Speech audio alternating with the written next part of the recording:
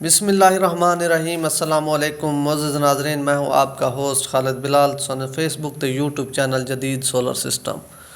उम्मीद करना कि सारे दोस्त खैरियत नाल होसन ते सोलर के हवाले नाल अपडेट, क्योंकि सोलर के रेटां दे विच अज मज़ीद कमी आई है। तो आने वाले टाइम दे विच भी मज़ीद फिलहाल कमी के इम्कान हैं, क्योंकि कुछ दोस्त सारे पुछते पैन कि मज़ीद या कितनी ही इंतज़ार करनी चाहिए। तो तकरीबन मेरी राय के मुताबिक 20 तरीक तक तकरीबन इंतज़ार कर गिनो, क्योंकि रेट मज़ीद तकरीबन ही 20 तरीक तक सबका रेटां दे उत्ते आवे सी। तो मज़ीद भी पता लग वैसी क्या हालात बनते हैं सोलर दे। तो फिलहाल रेट का अप थिवन का कोई इम्कान भी कौन ना, फिलहाल कोई शार्टेज का इम्कान है, क्योंकि इस टाइम डिमांड ना होने के बराबर है पे सोलर की। तो मज़ीद सिर्फ रेट इवें वजह आहिस्ता आहिस्ता डाउन थींदे पैन कि पोजीशन जी मार्केट माल सिर्फ थोड़े आते पैन, क्योंकि जितने भी लोग हैं आहिस्ता आहिस्ता बिल्कुल ही थोड़ा माल इंदे पैन, क्योंकि रेट डाउन थी की वजह तो इन वजह से रेट भी आहिस्ता आहिस्ता डाउन थींदे पैन। तो मज़ीद भी जोड़े हालात हैं इंशाअल्लाह बेहतरी वाले पासे आसन। तो फिलहाल 20 तरीक तक मेरे अपनी राय के मुताबिक इंतज़ार करनी चाहिए। तो 20 तरीक तो मज़ीद भी जो हालात का पता उस इंशाअल्लाह लग वैसी। अज की इस टाइम तक पोजीशन दसूँ सारे लई दी जी पोजीशन रहेगी सोलर पैनल की। तो मज़ीद भी देखो हो सकते कल तक रेट हो सकते भी 50 पैसे डाउन थी वे। तो अज की जी पोजीशन रहेगी इस टाइम लॉन्जी हाइमो 5 555 और 60 वाट उनकी इस टाइम जी पोजीशन है पी वो 27 रुपए पर वाट। और इस तो इलावा हाइमो 6 580 85 वाट, तो उनकी जी पोजीशन है इस टाइम वो है 28 रुपए पर वाट। और इस तो इलावा बाकी है लॉन्जी हाइमो 7 610 वाट, उनकी इस टाइम जी पोजीशन है पी वो है 30 रुपए 50 पैसे पर वाट। और इस तो इलावा बाकी है जिनको एन टाइप डबल गिलास और सिंगल गिलास, जी सिंगल गिलास है पई 29 रुपए 50 पैसे, और जी डबल गिलास है पई वो पूरे 30 रुपए पर वाट। और इस तो इलावा बाकी है जिनको दा पी टाइप का उनकी इस टाइम जी पोजीशन है वो 26 रुपए पर वाट, क्योंकि पी टाइप के पैनल भी इस टाइम जी पोजीशन है बहुत घट ही लगते पैन। लॉन्जी का फिलहाल अजा सेल है पी, बाकी मुख्तलिफ कंपनियों बिल्कुल बहुत कम ही सेल है पई। तो उनका रेट भी तकरीबन को खास उनका पुछता भी कोई नहीं, तो लेकिन असा रूटीन वाइज दसाई जाते रहने हैं। और इस तो इलावा बाकी है कनेडियन एन टाइप।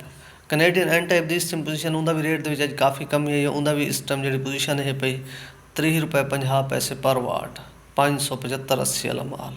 और इस तो इलावा बाकी है कनेडियन पी टाइप, उनकी भी इस टाइम जी पोजीशन है पी वो भी तकरीबन 27 रुपए की पोजीशन खड़ी है थे।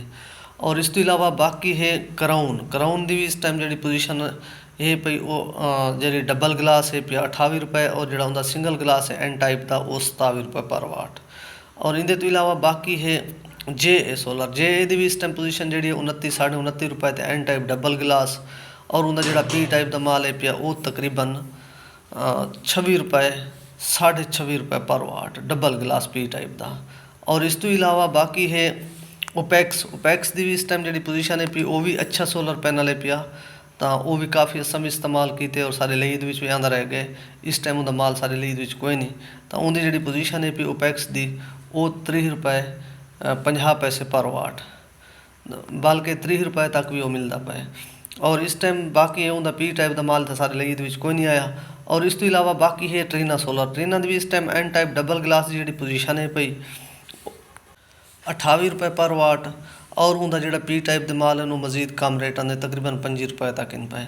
और इनके तो इलावा बाकी है एस्ट्रो एनर्जी, एस्ट्रो एनर्जी की इस टाइम पोजीशन जी है वो भी तकरीबन 27 75 तो 28 रुपए तक खड़ी है थे एन टाइप डबल गिलास की।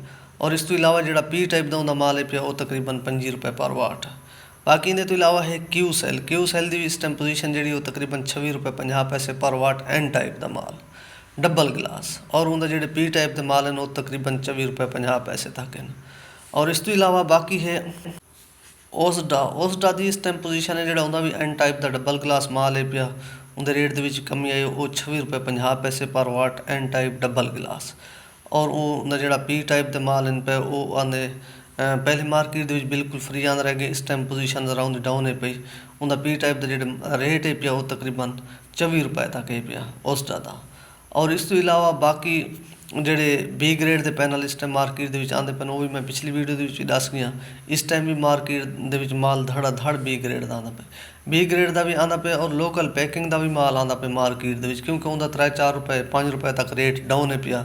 ਲੌਂਜੀ ਹਾਈਮੋ 6 ਦਾ ਜ਼ਿਆਦਾ ਮਾਲ ਮਾਰਕੀਟ ਦੇ ਵਿੱਚ ਆਉਂਦਾ ਪਿਆ, ਜਿਹੜਾ 2 ਨੰਬਰ ਹੈ ਪਿਆ।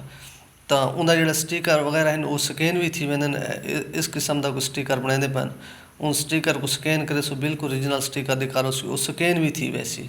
ए ग्रेड 585 वार्ड खींच के आसी बकायदा। और उनका पैकिंग दे विच फर्क है, ओरिजिनल पैकिंग बई चीज़ है जी उनकी मुख्तलिफ पैकिंग है, या उनकी जी उत्ते रस्सी मारी इंदा पिया काफ़ी वाजे फ़र्क नज़र दे के वाकई 2 नंबर पैकिंग है पई।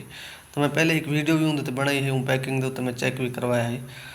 ਤਾਂ ਉਹਦੀ ਇਸ ਟਾਈਮ ਪੋਜੀਸ਼ਨ ਜਿਹੜੀ ਹੈ ਪਈ ਉਹ ਤਕਰੀਬਨ 20-21 ਰੁਪਏ ਪਰ ਵਾਟ ਤੱਕ ਬੀ ਗ੍ਰੇਡ ਦਾ ਮਾਲ ਮਿਲਦਾ ਪਿਆ, 580-85 ਵਾਲਾ ਹਾਈਮੋ 6 ਦਾ। ਬਾਕੀ ਵੀ ਐਨ ਟਾਈਪ ਦੇ ਵੀ ਮੁਖਤਲਿਫ ਕੰਪਨੀਆਂ ਦੇ ਆਉਂਦੇ ਪਏ ਬੀ ਗ੍ਰੇਡ, ਤਕਰੀਬਨ ਇਸ ਟਾਈਮ ਐਸੇ ਵੀ ਮਾਲ ਹਨ ਜਿਹੜੇ 20 ਰੁਪਏ ਵਾਟ ਤੱਕ ਵੀ ਮਿਲਦੇ ਪਏ।